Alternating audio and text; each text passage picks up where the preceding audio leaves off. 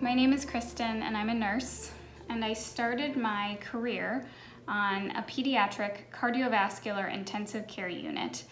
That is a unit of the hospital where very, very sick children end up, people with heart conditions that are usually born with the heart condition.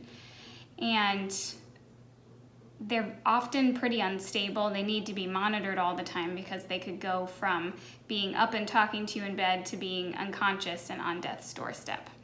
And one patient that I cared for many, many months of my time on the ICU, we'll call her Callie, was born pretty healthy, but suddenly collapsed when she was I think maybe 12 or 13 months.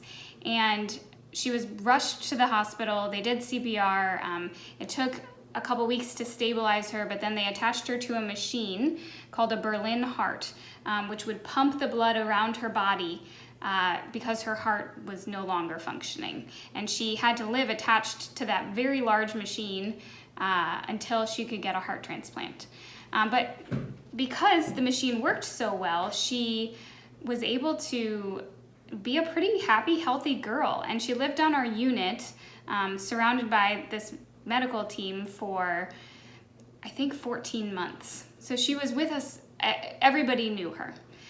She would walk around the unit, and she learned how to walk on our unit and started to eat her first food on our unit. And there were all these big milestones. It was like she was our collective niece or nephew. So one evening I showed up at the hospital and I was informed that I was going to be the resource nurse, which means that I didn't have any assigned patients that I would be watching over consistently through the evening, but I would go and help people and be available if there were any emergencies. And about an hour into my shift, I heard the dreaded sound of the code pager going off in my pocket and the alarms going off on the unit, and started to run toward where I heard the alarms coming from. And my heart just dropped to my stomach as soon as I walked to the side ran to the side of the unit and saw that the code alarm was going off in Callie's room. I ran to the door and saw that they had clamped the tubes that go from her heart to the machine because she started to bleed from those tubes.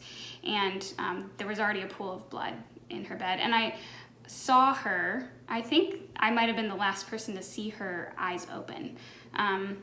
As soon as I walked in the door, I saw her eyes open and they clamped the tubes and she fell backwards. And so we went into code mode and we started giving her medications and we pushed on her chest and we attached electrodes to her body and tried to get her heart to start pumping a little bit better until we could get the machine up and running and figure out where the bleeding was coming from. We did thing after thing, everything we could think of. I don't think we could have done anything more for her. And at the end, we realized that she was gone, that there wasn't no saving her. And so the doctors decided we were going to stop with the resuscitation efforts. We moved her to a clean room so that when her mother arrived, her mother could be with her. And we started the process of cleaning up the room. And as I started to wipe blood from the countertops and clean up the tools that were all messy, I just turned to the Lord. I think I turned towards the wall and I turned towards the Lord and just said, Lord, where were you? Why? Why did that have to happen? And the Lord gave me this very clear picture of himself with Callie playing at his feet while we were, within eyesight or eye range of both of them coding her body, pushing on her body, but she wasn't in her body. She was with the Lord and he was distracting her even so that she didn't even notice what was going on with her body. And I was moved to tears. And that really kind of got me through the rest of that night shift, when we were all just shocked and everybody was silent and numb from having just had to witness this. And I was able to write that vision down in a card and give it to her mother at the funeral. And she sent me back a thank you note afterwards. But I've carried it with me through many, many difficult experiences where I've wondered, Lord, what are you doing here? There's so much suffering. And the Lord just reminds me of that picture of Callie playing at his feet and him distracting her while we were, toiling in the background.